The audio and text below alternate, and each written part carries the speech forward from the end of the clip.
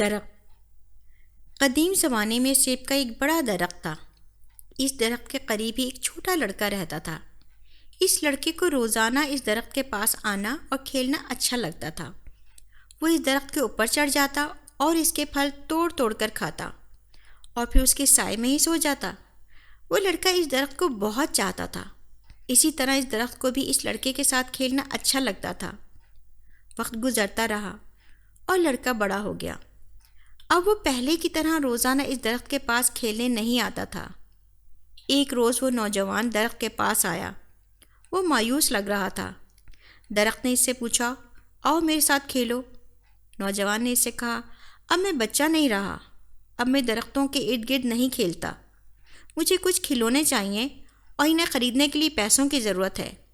اس وقت درخت نے کہا، مجھے افسوس ہے، میرے پاس پیسے تو نہیں ہیں، لیکن میرے اوپر جو سیب لگے ہیں تم انہیں توڑ کر بیچ سکتے ہو، اس کے بعد تمہارے پاس پیسہ آ جائے گا۔ نوجوان بہت خوش ہوا اور اس نے درخت کے سبھی سیب توڑ لیے اور خوشی خوشی چلا گیا۔ سیب توڑنے کے بعد نوجوان واپس نہیں آیا تو درخت کو مایوسی ہوئی۔ ایک دن وہ نوجوان آیا، اب وہ جوان ہو چکا تھا۔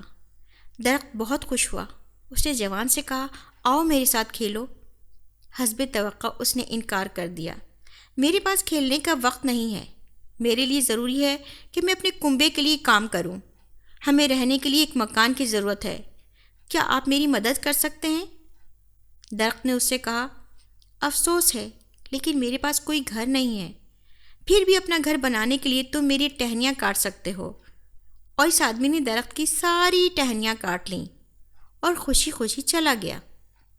اسے خوش دیکھ کر درخت بہت خوش ہوا، لیکن اس وقت کے بعد آدمی اس کے پاس واپس نہیں لوٹا تو درخت کو پھر سے تنہائی اور مایوسی کا احساس ہونے لگا۔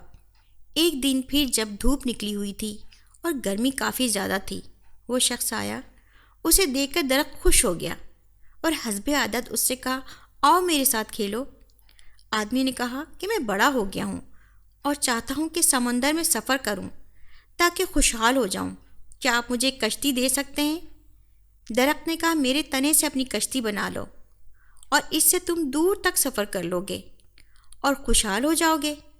آدمی نے کشتی بنانے کے لیے درخت کا تنا کاٹا اور سمندری سفر کے لیے نکل پڑا اور کافی زمانے تک نہیں لوٹا۔ سالوں بعد وہ شخص پھر آیا۔ درخت نے اس سے کہا، اے میرے بیٹے، مجھے افسوس ہے لیکن میرے پاس اب کچھ بھی نہیں بچا ہے جو میں تمہیں دے سکوں، تمہارے لیے ایک سیب بھی نہیں بچا ہے۔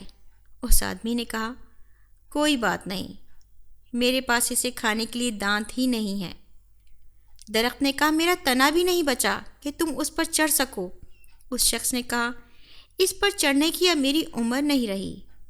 درخت نے کہا اور اس کی آنکھوں سے آنسو جاری تھے، حقیقت میں اب تمہیں کچھ نہیں دے سکتا، آخری چیز جو میرے پاس ہے وہ میری جڑیں ہیں۔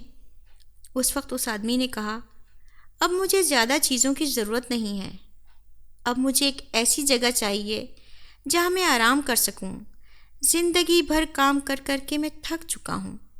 پرانے درخت کی جڑ ٹیک لگانے اور آرام کرنے کے لیے سب سے بہتر جگہ ہے۔ تب درخت نے اس سے کہا، آؤ میرے پاس بیٹھو اور آرام کرو۔ آدمی بیٹھ گیا۔ درخت خوش تھا اور اس کی آنکھوں سے آنسو جاری تھے۔